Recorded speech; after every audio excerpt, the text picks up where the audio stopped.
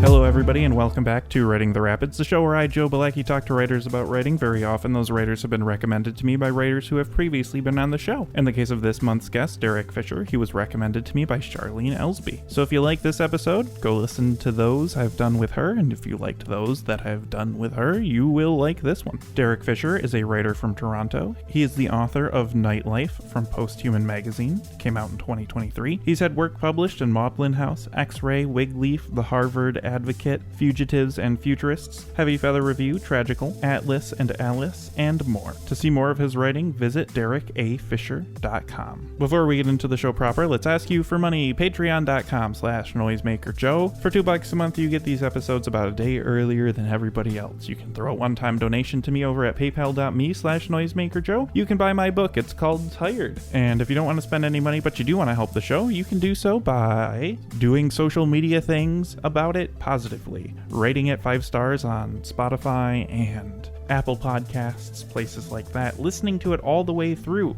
Now, without further ado, let's get into my conversation with Derek.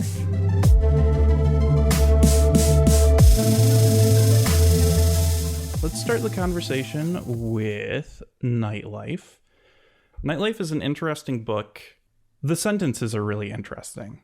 There's like a real sort of like driving tempo to the sentences. So I guess I'm interested first and foremost kind of where Nightlife came from and then why you decided to write it the way that it's written. You know, it's funny when I've probably been asked this question a bunch of times, and I think it's maybe the kind of question that most writers get asked the most is, you know, some version of where do you get your inspiration from, or where does this come from? And when I think about that question with most things I've ever written, I have no idea what the answer is. It's just like, I don't know, I had something in my head just made me pour this out. But with Nightlife, there's a real origin to it all. So I spent the last couple of years having this very strange life where from Toronto, my partner and I left Toronto and went to the Netherlands.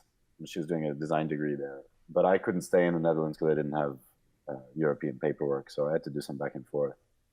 And then ended up coming back to Toronto and ended up working in this very cool bar that has this big reputation in Canada. It's been the country's best bar a few times. It's this small place with this very interesting interior decor. You feel like you're in this kind of wooden cave. And my life was really weird for the year or so that I worked there because, you know, I'd be at work until very late, like past 3 a.m.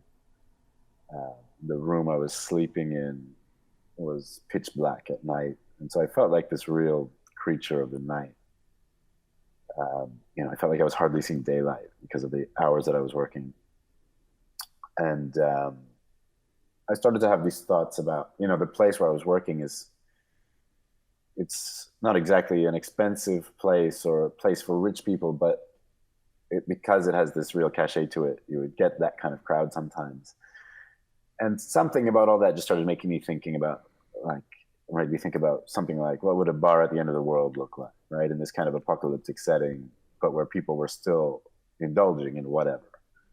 And so I set out to write a pretty straightforward story that was about that. And I think as I continued to work in this place and feel more and more crazy throughout this year that I was there, especially in the end, like especially kind of into the spring and summer, the rhythm of my life was starting to catch up with me. And I was meeting a lot of friends and I was sort of like having a lot of fun in my life, but I was away from my partner, so that was hard. And I was like nocturnal. And so this story that I set out to write that in my head at first was very straightforward and story driven, I guess you could say, broke down into this kind of chaos that Nightlife became. And I think the bones of what I'm describing are still in it, but if I never said that, if someone picked it up not knowing what it was, they could read it and not get any of that, or they could get all of it, like who knows. Yeah. That's, yeah. Okay. Yeah, that's interesting. I've definitely worked jobs that have made me feel nocturnal. So I get that. And remember trying to write something kind of similar to that. One of my aesthetic preoccupations are like high rises that are kind of infinite. So that there is some of that in there. That is a preoccupation of mine too. I love things to do with buildings. So one something I guess I want to ask about is living in Toronto. I visited there. My wife and I watch a booktuber who moved there a couple of years ago, and it's been like a consistent theme in her videos that she hates it there, hates living in a big city. And Toronto is, I don't know, bigger than where I live. I remember feeling kind of overwhelmed by it when we went there on vacation. But it's not like, I don't know, it didn't feel like New York when I went to New York, right? So do you have an affinity for cities, or do you feel like a dread around them? Well, probably both, but I would say I do have an affinity for cities. I live in Vancouver now. Vancouver is smaller than Toronto, and it's more insular. Like the people here are more guarded, which I had no idea was a thing until I got here. And then you get here and you tell a Vancouverite that you're new here, and they ask you like, "Oh, are you having trouble meeting people?" Like apparently it's a thing that everyone's aware of. So I can't imagine myself wanting to live in a place bigger than Toronto. Like it's big enough for your American listeners. It's probably about the same size as Houston or Chicago. I think it's on par with those cities. So not quite at the level of New York or LA, but then the next size down, it's right there. And it's big and sprawling. But I like it very much. I think when we left Toronto, I was of the mind that I was ready for a smaller place, and that I was kind of done with that scope of a city. And I now think maybe I was wrong to think that way. Maybe if the grass is always greener, maybe you always crave the thing that is on the other side. But I do like cities. Okay, that's interesting. I remember feeling almost surprised when the setting of nightlife like wasn't in a building. I don't know why. I guess I was trying to describe it to my wife, and I was saying that it kind of reminded me of like exterior shots of like the Blade Runner world. Okay. I love that. I'll take that. And that's, it's one of those things for me where I love it aesthetically, but I know that it would do so much psychic damage to me to have to deal with something like that, right? Like, I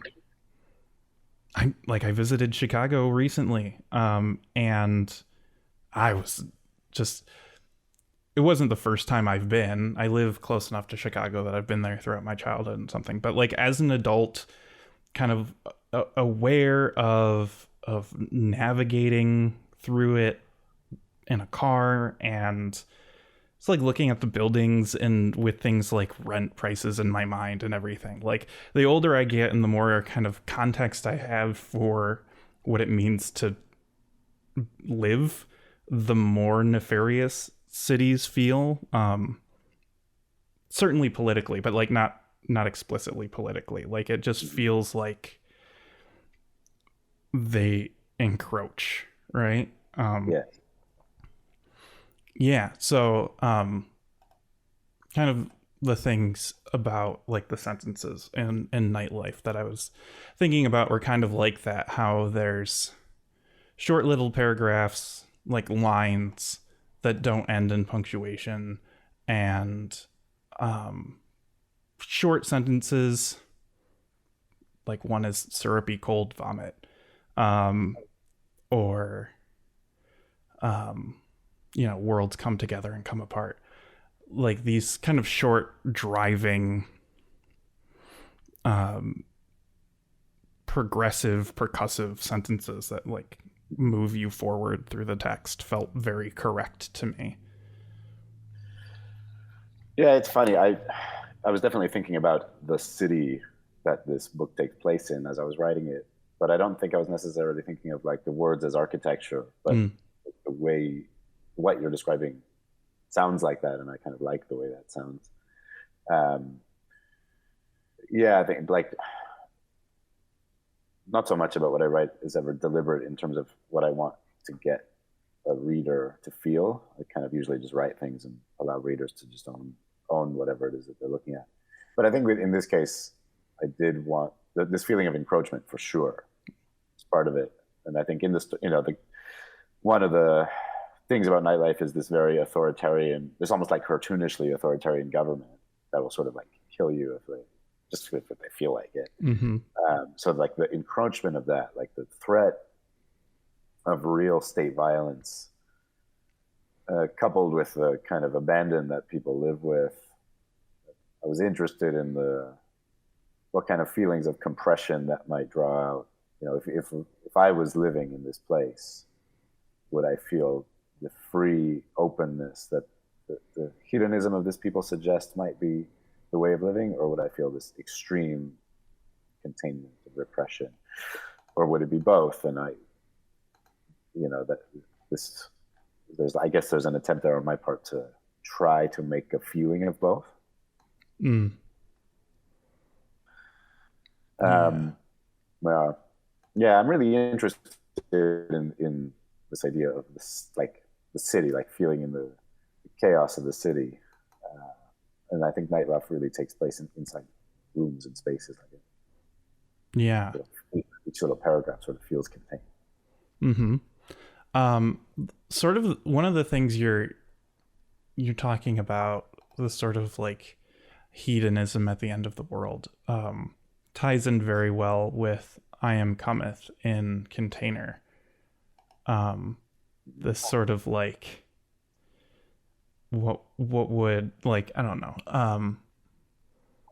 like a, how would the rich, the not forward thinking rich, deal with the apocalypse, and the fact that it kind of just turns into a weird kind of slow motion party until you can no longer deny that there's no fun happening, is interesting to me. Well, and that it breaks apart, and that things break apart without, the rich are propped up by everyone else. Mm-hmm. Everyone else does all the legwork and builds the foundation that the rich live on. And, sooner or later, without that, the whole thing will fall apart. Yeah. Yeah, absolutely.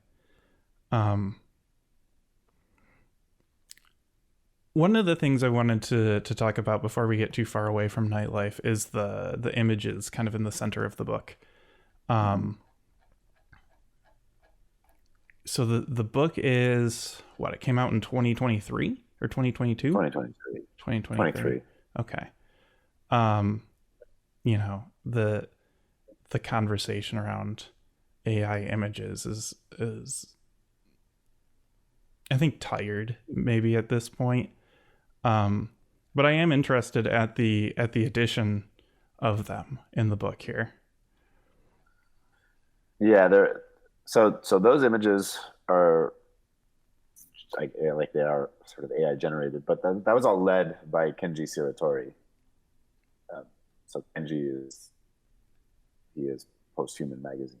Mm-hmm. One of the many things he does. He's one of the most like hardcore experimental writers there is. His stuff is really batshit crazy. And I think he makes these images just to kind of he just likes to add a little visual chaos to the words in the stuff that he publishes, whether it's his own writing or other writers that he publishes. It seems that there's this very intentional kind of driving force is chaos. And it's funny because I see some of the more experimental people in this literature scene seem to be like really fine with AI. Mm-hmm. They kind of feel like, well, whatever, it's a tool, we'll just use it and see what happens. I feel like I've seen tweets from like Inside the Castle kind of saying similar things. I don't particularly have strong opinions one way or the other about that. I don't want, you know, AI to take over human writing, like surely, but I don't think any writing wants that. But I feel like in this case, like in these images, it just feels like a fun. It just feels fun. It's just Mm-hmm. to add a little bit more spice to the text, which I think is cool. Cool. I'm into that answer. I like that. That's not going to lead us into a long conversation about AI. I've literally had one on the show with computer science people, so people can listen to that. And recently, I've basically made the claim that you don't hate AI, you hate capitalism. Recently, I've seen people making like environmental arguments about the amount of power that AI generates or uses, requires. Um, and I've been telling everyone to get solar panels on their house since I was like 14. So I don't know what to tell. I don't know what to tell you. But cool. That's a satisfying answer for me, and I dig it. Uh, and that's yes, and I'm pleased with that. I do appreciate how the images are janky. I've also said before that like my favorite part about particularly AI image generation is when it doesn't work very well, Mm-hmm. because it opens the door for your brain interpreting abstracted images that might be not necessarily abstracted by a human in the same way. So it like does encourage you to use creativity. Speaking of I Am Cometh, it is a sort of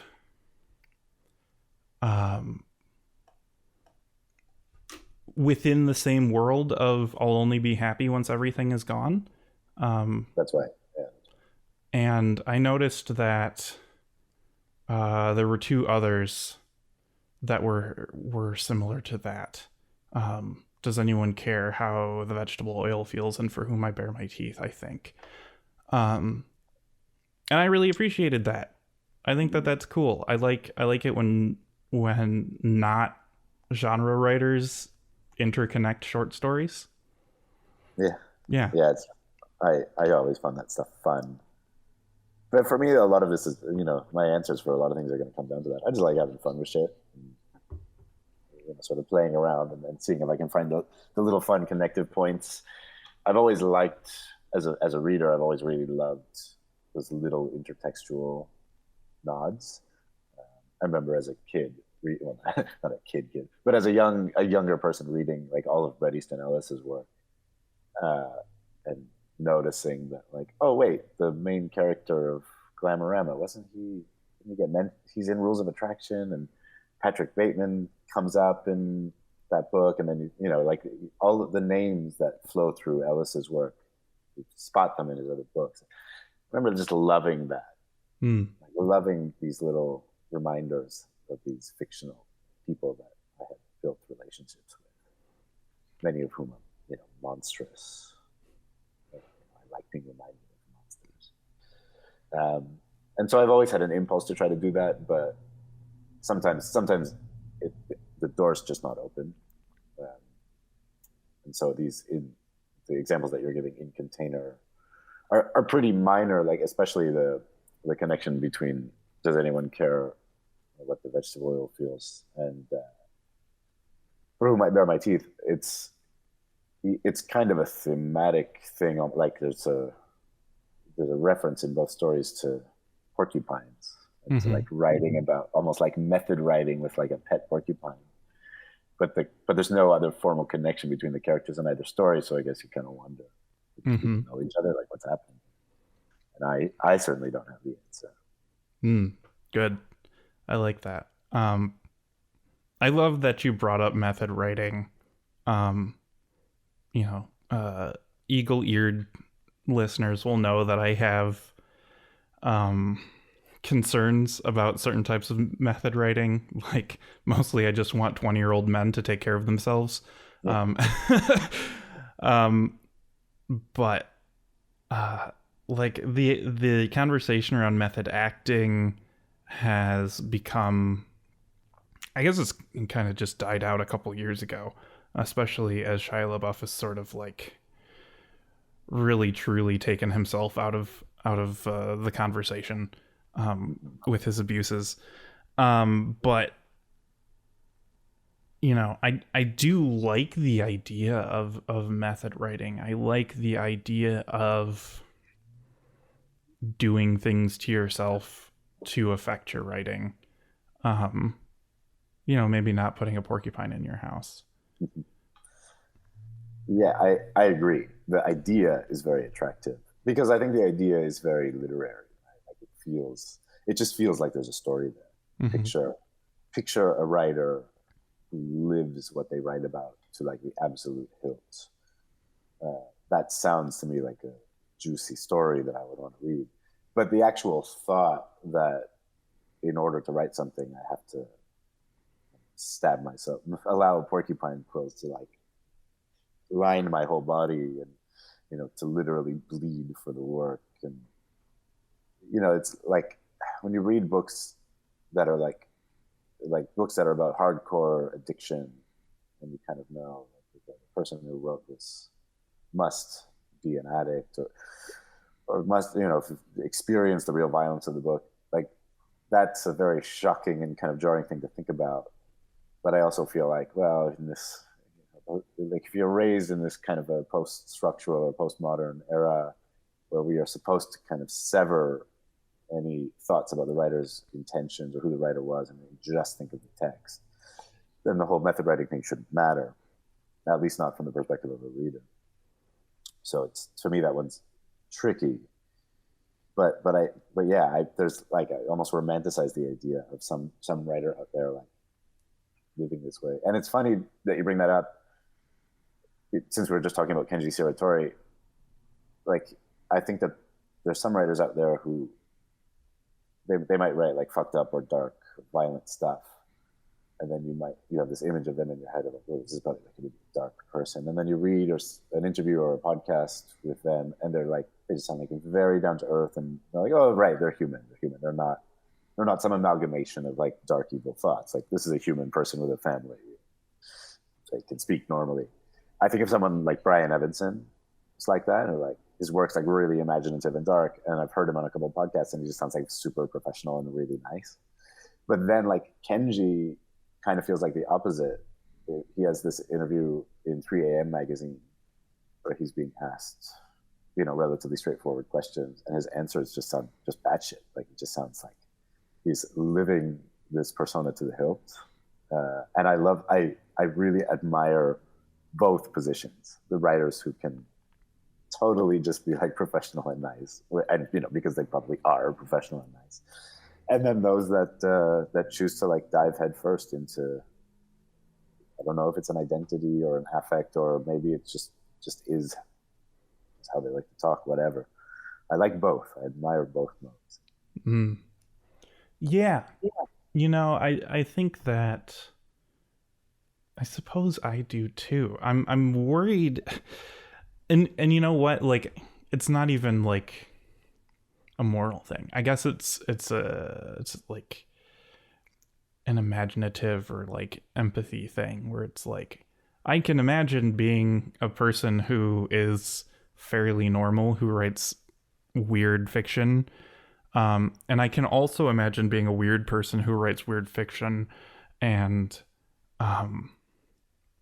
it feels like there's so much more at stake in the latter form, right? Like, everybody loves the outsider artist. Everybody thinks Henry Darger was pretty cool and interesting, or like what was it? James Hampton, who like built a throne of God in a storage container out of trash, and you know, like, Oh yeah. you know, I think about David Lynch's idea of like living the art life, and there's an aspirational quality to it. And I think too about like cloistered people, like monks of various religions and stuff, where it's like this idea of totally rejecting the world, and then for the artist rejecting the world totally to put something into it for the people who aren't, feels really uncomfortable to me. I think simply just because that's like a scary proposition. Yeah, that James Hampton example is that's an interesting one. Yeah, I learned about him through the YouTube video Atrocity Guide, which is one of the coolest YouTube channels I've ever seen. Her videos are so good. So good. Just about obsession, right? All her subjects are people who are totally obsessed with something. Mm-hmm. Yeah, I love stuff like that. I think, well, one of the areas where this kind of question, I think, could get really interesting and tricky is if we are discussing this topic that tends to come up on your show and in this world, which is that thing called transgressive fiction. Mm-hmm. That I think we'll have trouble defining. If a writer, excuse me, I'm losing my voice. If a writer writes stuff that's considered really transgressive, are we wondering if they live their transgressions? Are we thinking about them along those lines? And if we do that, if we start to wonder about like, oh no, is this based in some kind of reality? Well, that gets us into this very dangerous territory where we're like wondering about like, is a writer like living legally or ethically? And that could complicate the enjoyment of the art for many people. Yeah. I think for me, it's almost less worrying about if the author is living ethically and more about if their work inspires other people to live unethically, right? Like, I'm of the age where the idea of platforming people, there was the huge, should we be platforming this person or not platforming this person, and the so-called free market of ideas and things like that, where like, I'm nothing you can tell me about H.P. Lovecraft is going to stop me from reading H.P. Lovecraft, but like his work also doesn't tempt me into a racist ideology, really. And I don't know if that's if that's just because I'm so much morally superior to H.P. Lovecraft, or because his writing can be interpreted in other ways, right? Like, yeah. I don't necessarily want to go on a tangent about Lovecraft necessarily, but like, that's the thing, I guess, that bothers me, or has the potential to bother me, because aesthetically, I do like things that are disturbing or whatever, kind of because of the way that they allow me to not have to be so transgressive in my daily life, right? Like, sure, yeah. I think that's definitely it. That was the argument my brother and I and our friends always made about like the Grand Theft Auto games, right? Like, mm-hmm. If you go out and run people over with your cars and shoot police in Grand Theft Auto, you're probably not doing that in real life, because whatever desire is there to be completely antisocial gets to be acted out in the simulation, and then you're done. So like, I guess with I feel that whatever ways art may move people along the spectrum of moral and political ideology is usually more subtle than that anyway. It's more like the Call of Duty games, saying that they're not political, but definitely like having a preference for certain things over certain other things, right? Or like all these universities that are like, oh, we can't take a political stance on Israel Palestine, but somehow investing money in Lockheed Martin is not a political statement. That sort of thing. So, you know, with writing, it's in our world where you're lucky if 100 people read your book. It's, I guess, difficult for me to get too worried about it, but it is there, right? Because I want the world to be nice. Right. Yeah. Well, it's funny to worry about influence, right? Like, are my children, if I think along the lines of like, you know, the protecting the children narratives, and I'm, you know, if I don't have kids, but let's assume I had, you know, teenagers, and I'm reading Dennis Cooper, and I'm loving reading Dennis Cooper, and then I think to myself, holy shit, what if my kids get their hands on this? Right? How are they going to go out to do the things that come up in Dennis Cooper's books? Like, I don't think that that's a real mode, right? Like, I don't think that that's how it works. And, you know, I don't believe that people are inspired to commit acts because they read them in a book. Like, I just don't think that's just not how motivation to do things works. But I think what's really going on there when we're talking about transgressive fiction in this context is, I think people are afraid of being confronted with their own like darkest thoughts and dark desires. I heard Dennis Cooper himself said this in an interview. He was on a podcast, and I think he was asked a kind of a similar question, specifically about his work. About, you know, how do you deal with some of the blowback about this work?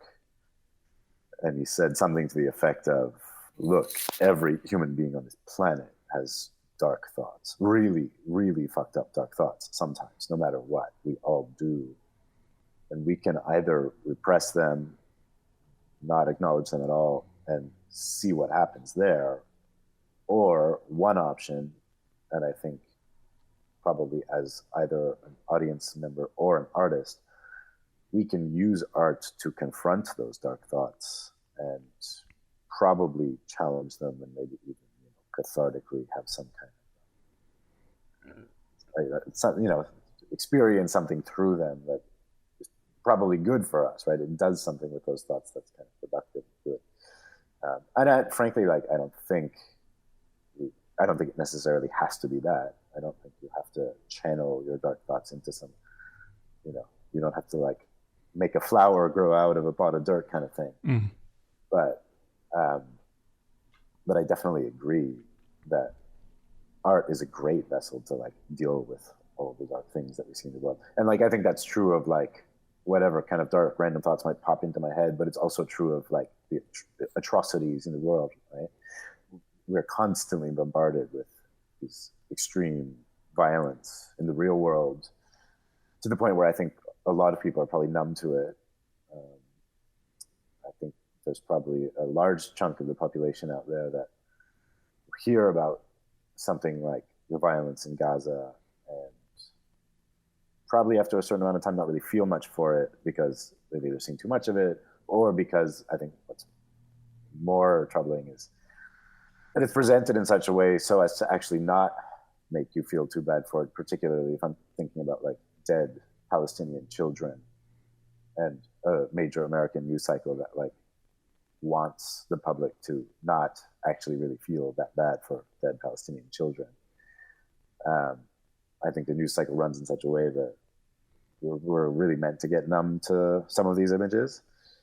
And so I think art that makes us confront that real world violence is very important for that reason. But, you know, having said that, I definitely don't believe that art ever needs to be explicitly political.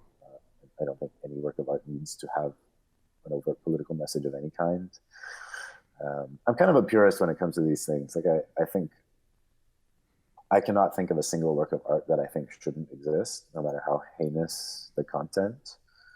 You know, in my writing, I'm part of a writing group I've been with since 2007.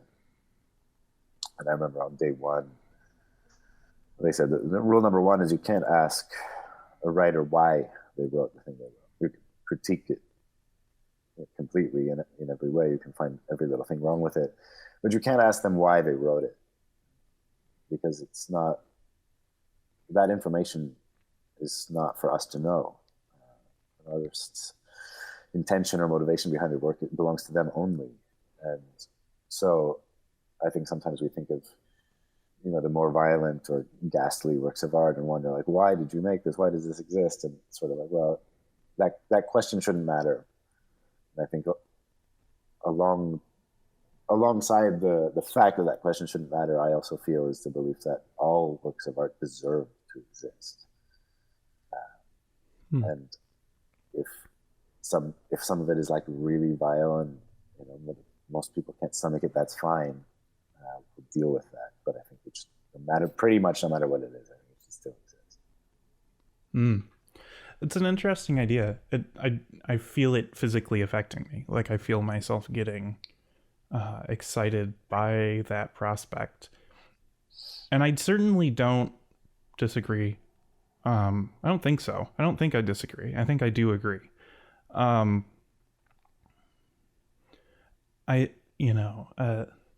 The authorial intent thing behind your writing group is, I think, interesting, and I think good for social cohesion. I think that's a good way to keep a community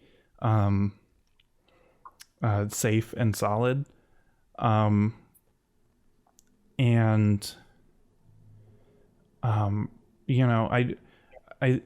I think about, we've been talking a lot about, or hinting at a lot about, what an art piece does to a person, what it makes them do, and haven't really brought up the idea of like what you can do to a piece of art, right? Like you can look at Atlas Shrugged and wring your hands and be like, oh no, this is going to turn everyone into like a right-wing libertarian or whatever. Or you can hold it in your hand and be like, look at this thing. Do you see this?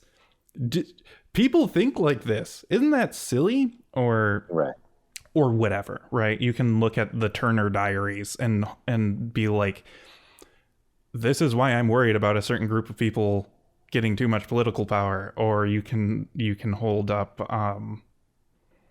something less nefarious and just be like, you can exert your own will over a piece of art. People have done that with Goya's black paintings, right? Like we've created our own social narrative about what these paintings are and why he painted them, and we've given them names, and like, I'm not necessarily a hardliner when it comes to like, can you separate art from artist? Does authorial intent matter? Could you make this movie today? And more on the line of like, does it serve my experience of the art to include the author or not? Right? Like, that's good. Yeah, that's a good way. And also it shifts and it changes, right? Like I can read an H.P. Lovecraft story while thinking about him and his time period and his politics, and read it that way. And then I can also read it just as like a funny pulp story. And then I can read it as, what it's like to be queer in America, or I can, and so on and so forth, right? Like, yeah. I think that I wonder if we aren't so helpless feeling as a culture these days that we have a hard time even imagining that we can exert our own will over our own experiences. Yeah, that's a good way of putting it. Well, and I think that the initiative behind the death of the author, like the paper, like Roland Barthes' Death of the Author, and all of the theory that came out of that, I kind of feel like there's something a bit bad faith in the way that in the way in what we do with that, because there's this assumption in theory of the death of the author that we actually can separate the author from the text, and I think that flies in the face of, you know, the fact that we all are very interested in cults of personality, and that I think people definitely think about authors when they read books. Like, they definitely think about the person that wrote it in all kinds of different ways, right? If I'm thinking about Hemingway's work and telling myself that, like, the life of Ernest Hemingway need not be assessed at all or thought about while I'm reading Hemingway's work, that just doesn't make sense. I mean, he was such a massive celebrity, and the course of his life and the course of his writing are so tied together that the idea of separating those two things just, to me, just doesn't make sense. And that, like, Hemingway was writing before these theories came about, but I don't think that matters. I think that these theories are supposed to be considered atemporally. I also think that in a more modern context, like, I feel like I've had discussions about the concept of the death of the author really breaking down in the last little while, maybe the last decade or two, because of how much access we have to other people's lives through the internet. We learn about the, like, transgressions of these famous people much more quickly than we used to. And I think through that, we start to see how there are inextricable links between the way an artist lives and the art that they make.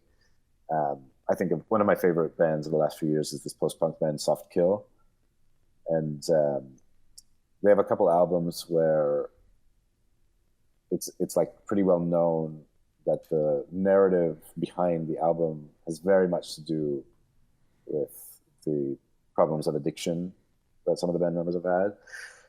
They have this album from 2018 called Savior, and the story about this album is that the lead singer, so the band was on tour, and the lead singer and his wife is there too. She's a member of the band.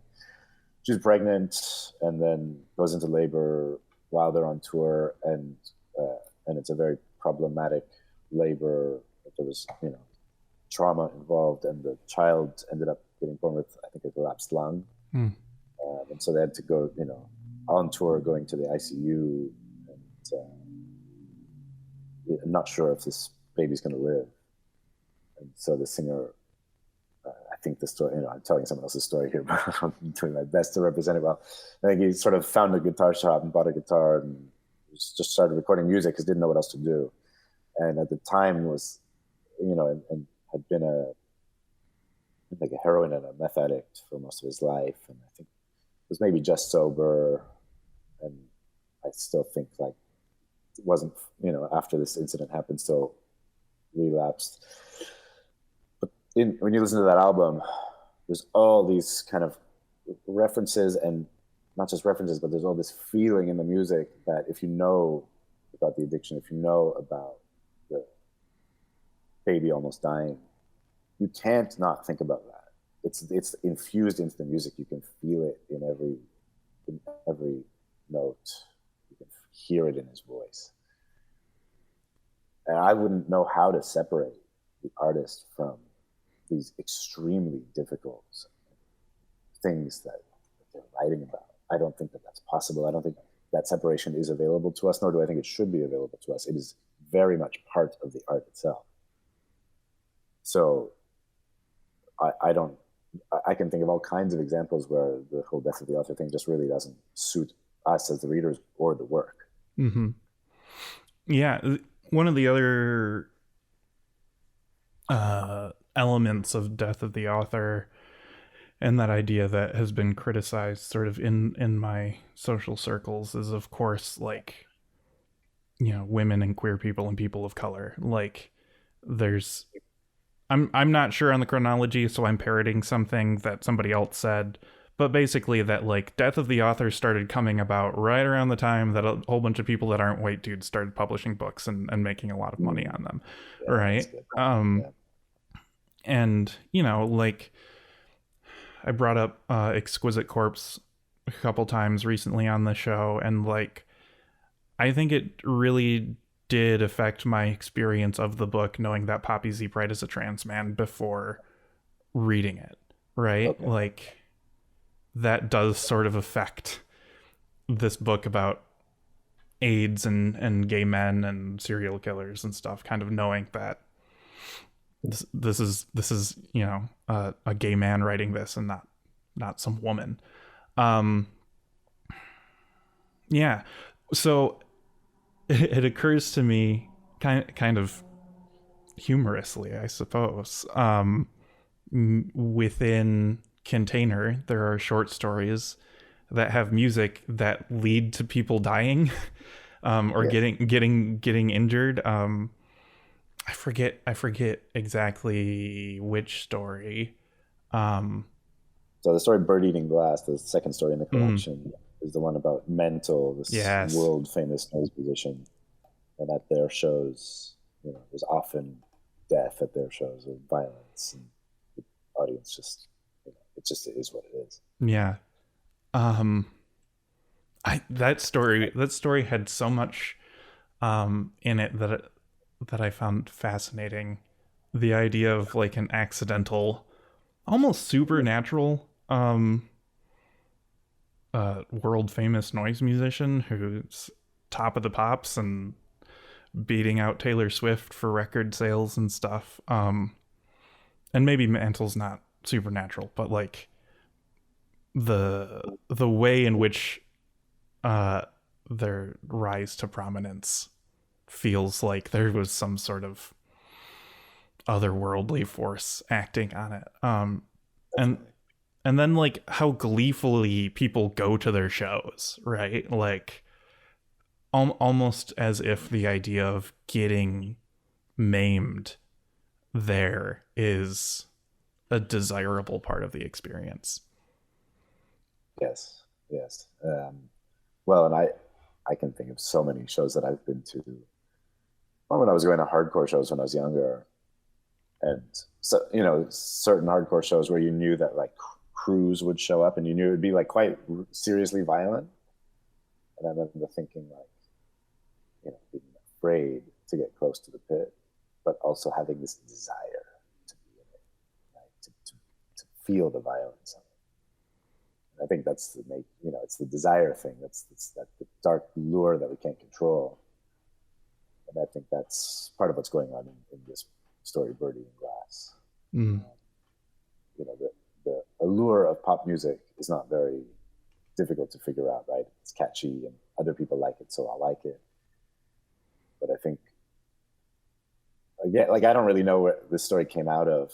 I think I was listening to a lot of noise music, but also just really interested in the idea of like, what if the thing that was most famous was really not conducive to mainstream attention, but what if somehow it just got it right? And I think that if that was possible, if anything like that in the real world was possible, I think it would have to do with kind of like the nature of desire, right? Like this allure that we can't really control. That sort of like by definition is dark. Like I always say, like desire is dark in the psychoanalytic sense because it's about lack, right? It's about Mm-hmm. feeling lack, void, and there's this inherent darkness to that. Even if, like, as an individual, I'm like very vanilla and don't desire anything that people would think of as like dark. Still, for me and for everyone else, the concept is still drawn to something that is inherently dark like that. I think that's just how the nature of desire works. And so, yeah, when you say supernatural in this story, I think that's sort of correct. As it feels, because it feels like the conceit of this story is impossible, but there must be some other force, right? Like this kind of dark mystical force that allows mental to exist. Um, so I like the idea that there's something behind it that's kind of unseen. I don't think that the story doesn't like hint at actual like excuse me, like literal like supernatural force or anything like that. But I do think that there's this feeling that there's something otherworldly going on in all of this that can't really be explained. Yeah. A memory of the Radiohead music video for like You Do It to Yourself, I think is the song title, where there's just like a guy lying in the middle of the street and people keep staring at him and wondering what's going on. And finally, at the end of the video, somebody goes and asks him why he's lying there, and the subtitles cut out, and you just see his lips move, and then the person lays down on the street. So it's kind of... That's great. It's kind of like that, where it's just like maybe Mantle just kind of figured something out. And in expressing whatever it is they figured out, people are figuring it out too. Yeah, that's really... Oh, that's great. I love that. Sort of like the ending of Martyrs. Of what? Of the film Martyrs. Oh, I haven't seen that. Have you ever seen that? No, I haven't. It's one of the, it's like the most infamous new French extremity film. It's extremely, extremely violent, but the film is like about torture as a vessel for transcendence. And in the end, someone seems to transcend and then passes on the message of what they see, and something similar to this Radiohead video happens. I don't want to spoil it, but it's worth seeing. But if you're squeamish, it's quite the violent ride. Fascinating. I might have to watch this. I wonder where I can find it.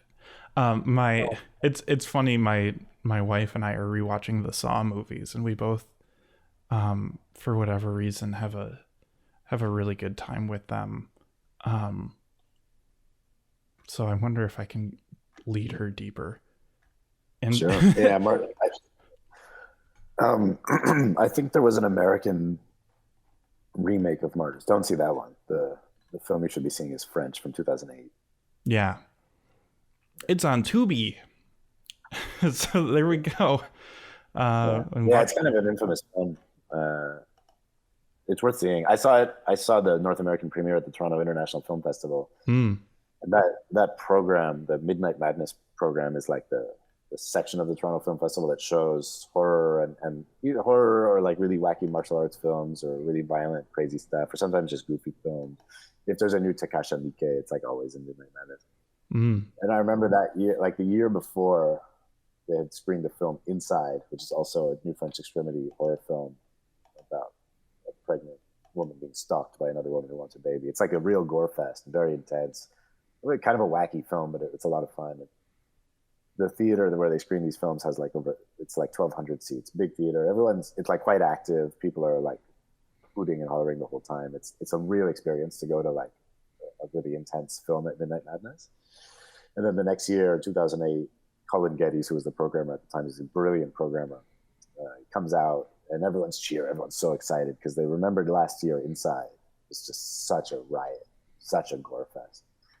And Colin Geddes comes out and he doesn't really have the same kind of fun-loving, funny attitude that he often has. He has this somber look on his face and he's like, you guys really don't know what.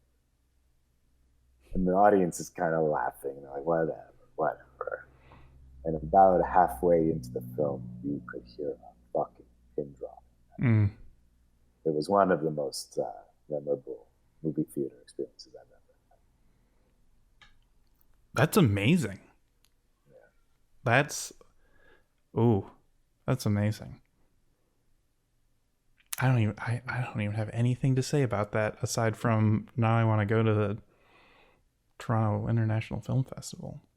Yeah, it's fun. I mean, when they put them in that, in the big theater, I saw I'm not sure I guess it must have been the North American premiere of Antichrist in the same theater at TIFF. That was also like really wild. Like in some of those later scenes that are really rough, the audience, you could hear people shrieking. And she like cuts her clit off. Yeah. The audience, hear shrieks in the audience. Yeah, that was not a fun movie. No. I watched Nymphomaniac Part 1 and 2 back to back by myself when they got on Netflix. And similarly, David Leo Rice was on. We were talking about Lars von Trier, and yeah, his movies are so not fun. Like Melancholia gave me a panic attack. It was which is really interesting to me, because some of my friends who have seen Melancholia like did not have that experience. That I neither did I found that one easy to sit through. It was less viscerally upsetting. It was the very end that did it to me. There's like subtle acting things that the actresses do as the planet is consuming Earth that, for whatever reason and where I was in my life at the time, just like triggered the exact most intense reaction I could have to a film. No, I shouldn't say easy to sit through. No, I do remember feeling, there is a unique kind of discomfort in that film. Yeah, it's dreary. It's really, really just a slog of misery that doesn't have some of the, catharsis or dark joy out of some of the gorier bits of other similarly dark films, right? Like, yeah, that's fair. At least within Antichrist, you get some sort of like release every time something horrible happens, something violent and gory happens. I agree with that. And Melancholia just doesn't have that. I also really, really, really liked Scorch Earth, which was, I think, is it the longest piece in? Yeah, by a good margin, I think. It's way the longest. That one felt very filmic to me, since we're on the topic of films. Like, that felt like, I feel like that one could very easily be adapted into a screenplay. Hey, any producers or agents listening to the show, pick up contenders. Well, I don't know, but maybe. Yeah, I definitely can see that. That was the first of all the stories in this. That was the first one I wrote, probably in 2020. It's the first thing I ever got published. Really? Wow. I had a blast writing that story. Yeah. I think people could necessarily buy the collection simply for that one. So of course everything is good. Head Walking kind of has the same, or I guess is in the same world as Bird Eating Glass, at least in terms of like hardcore shows. Which, that one was interesting to me from the perspective of someone who's been in a mosh pit or two. Simply noticing how aggressive the women are in mosh pits. Sure. Man, no one can throw an elbow like a girl in a mosh pit. It's it's very impressive. For sure.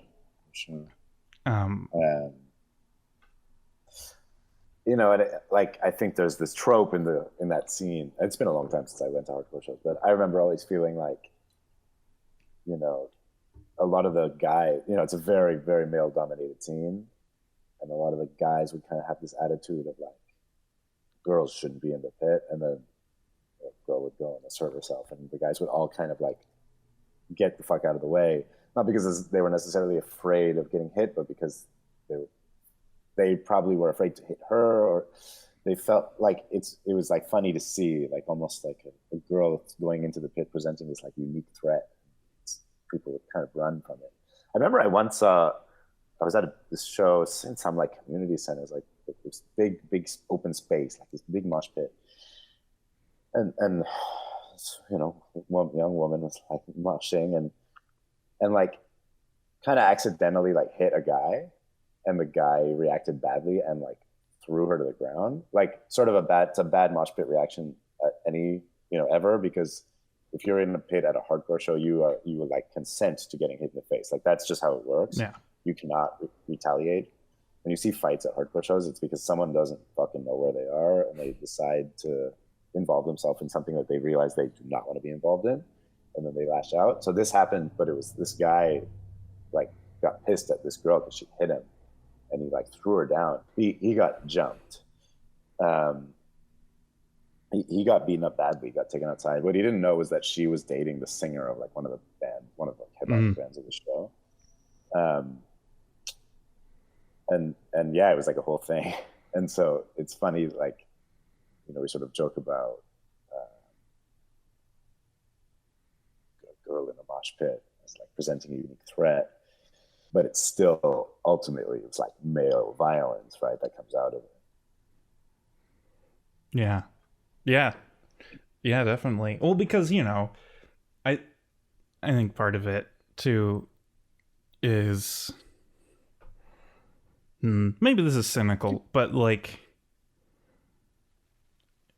when you're in an aggressive situation that has a ceiling, right? Like a hardcore show has a ceiling of aggression.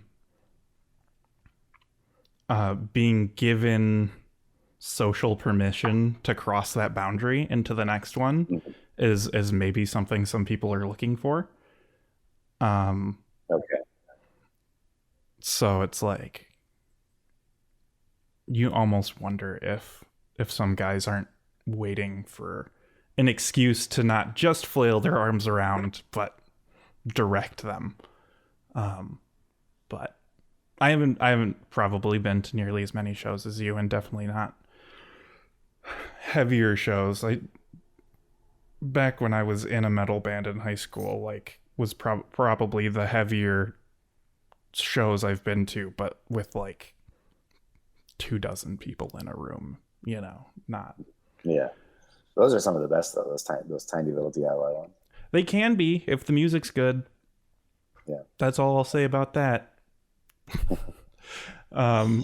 Yeah. Yeah, I feel like we hit on just about everything. We're coming up on an hour. I usually kind of either invite or prepare to give the opportunity for my guests to have the last word. And I really enjoy what I did to Persephone in the last episode, where I asked her to give her readers a hint about reading her work, and I think I will offer you the same opportunity.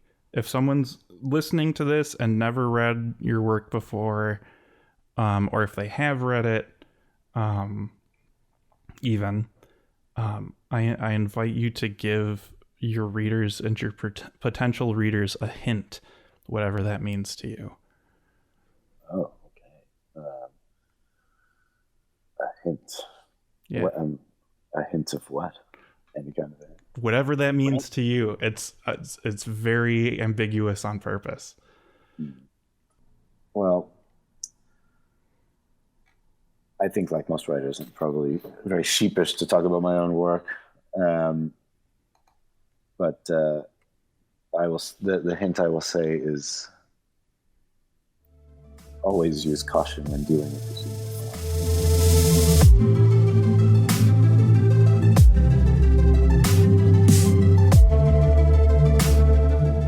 I'm going to be reading to you from the story Bird Eating Glass, which is the second story in the container. Mental is asked who their preferred interviewer would be between Katie O, Jackie B, and Lars V, and Mental shrugs their skeletal shoulders so slowly, like mountains ascending during tectonic cataclysmic events, as if to leave this earth, only to return to the frame a breath of relief. Only a handful want the job. Their presence, Mental's presence, is intimidating. But those who know them well say they are very nice. In less than 1 year, Mental has soared from a months-long neck-and-neck billboard race between Little Grenade Launcher and Maya Kaya to a lead of astronomical disparity that all other musicians who once thought themselves worthy of fame have now probably committed some form of ritual suicide. Mental once declared in an interview with Noisy's Gal Halpern that they have no influences, no clear sources of inspiration, and no history of engaging with any art form ever. Halpern told Mental she did not believe them, laughing her uncomfortable way through the accusation. Mental simply stared, black pupils unencumbered by the shuddering of eyelids, until she decided to move on to another question. Mental, in a green room, is handed a nail file, as some, but not all, of their fingernails are long to the point of improperness. Mental holds the nail file up to the light and then places it on a coffee table next to 3 design books and 2 magazines about the music industry. There are also celebrity gossip magazines scattered about. It is a large, you could even say excessive, coffee table. Mental's face is on some of those celebrity magazines. Mental's unlikely face, twisted mouth, rotten jagged teeth, and all. Sorg Sorgensen wrote a biography about Mental that claimed all kinds of things. Mental did not know about it at the time of publication. When asked about it, Mental claimed they'd never heard of Sorg Sorgensen. When asked about the validity of the claims in the book about Mental's extreme upbringing, Mental said that they did not know what the book claimed. When some details were described to the then 30-year-old, we think, noise musician, now the best-selling musical recording artist of all time, a fact, regardless of what a biographer may or may not write. For example, the detail in the book of how when Mental was 6 years old, they were nearly killed by a particularly giant bald eagle and suffered severe facial lacerations, hence the scars and the lower lip configured to permanently reveal a selection of jawline and teeth normally hidden on most people, and particularly ghastly looking in Mental's case. Mental denied the truth of that and all other anecdotes described in the book.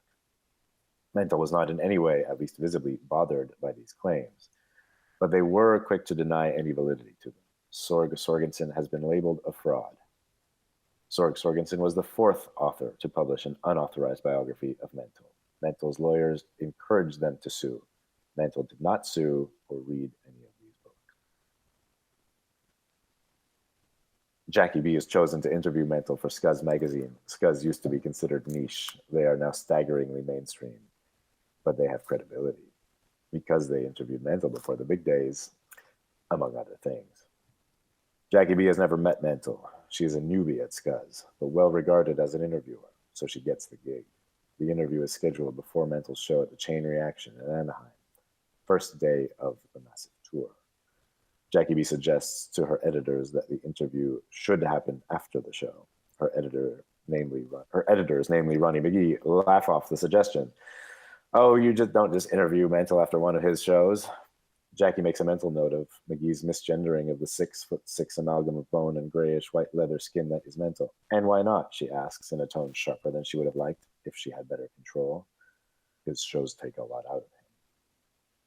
There have been several occasions where ambulances have been called to Mental shows, mostly for a person or persons in the audience. Only 7 people, 8 if you count one who's been in a coma for 3 years, have died at Mental shows.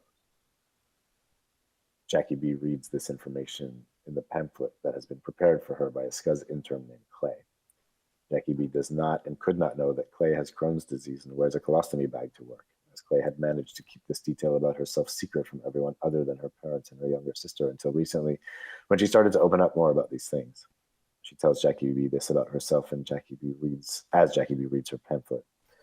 Clay tells Jackie B that listening to Mental has changed her life, has encouraged her to open up more. Jackie B does not have Crohn's, but does have a tendency to develop severe bronchitis and has crippling anxiety about sex as a result of a traumatic assault when she was in high school. Jackie B and Clay both separately wonder about Mental's past traumas. Maybe there are none of which to speak, but neither Jackie B nor Clay believe this to be likely. Jackie B reads through archives of reviews and interviews with Mental. She has yet to admit to any of her editors or publishers or other professional acquaintances that she ever listened to a single minute of Mental's quote-unquote music, despite the fact that Mental's quote-unquote music is on extreme rotation at every radio station in the country, even the country stations. Jackie B has yet to admit that she has yet to listen to a single track of Mental's music because she's scared. Scared that she'll be perceived as a fraud, fired, blacklisted. She has yet to listen to the music because she's scared of the music. She's heard it's a lot.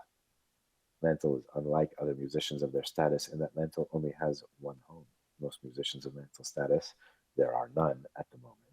Mental status is higher than any other, at least in terms of sales or word of mouth popularity, have 2 homes or 3 or more. Mental's home is in Los Angeles, and Mental decides they will walk to the upcoming show the night of. Scuzz decides to go for the immersive and asks, suggests, encourages, mandates Jackie B to spend the day in Mental's Lincoln Heights apartment before the actual interview. Jackie B says yes and expresses some genuine excitement. When she was little, around 6 but maybe 7, Jackie B had a stranger sneak up behind her and cut her blonde ponytail off with gardening shears. Charges were pressed. The perpetrator of the crime appeared to the naked eye to be, how might they put it, marginalized in terms of income and mental stability. He turned out to be the son of the owner of the Squickle Relish Company, the heir to a relish fortune. Jackie B always wears her blonde hair in a tightly bound bun. In Sorg Sorgensen's unauthorized biography, he writes that Mental is the son of a ballerina and a metallurgist, both of whom died after becoming trapped in their panic bunker during a raging forest fire. There is no evidence to support this information anywhere in the known universe. It appears to be made up, but all things are made up by something, which is what Mental said when asked about this biographical detail. No one takes Sorg Sorgensen's biography seriously, or any of the others, but people like to find and enjoy tidbits where they can, fragments, wisps, hints of the origins of things, even in the realm of the almost certainly fictional. Jackie B surprises herself with how many hours of old interviews she watches to prepare, almost as if she can't stop, but she still does not listen to the music. She is stunned at the sound of Mental's voice in these interviews, a voice which never makes it into the music. It isn't the kind of music that requires or benefits from vocals. Their voice is reminiscent of a whisper, but not an intentional whisper, more like the whisper of a throat once slashed by a whirring chainsaw blade that broke while severing the lifespan of a dying redwood, and managed to just barely keep their vocal cords viable after months of intensive care and surgeries and rehab. It is the sound of furious struggle to make breath into words. Every word is a chore. Mental sounds like someone that would rather not speak, not out of pretension, but self-preservation.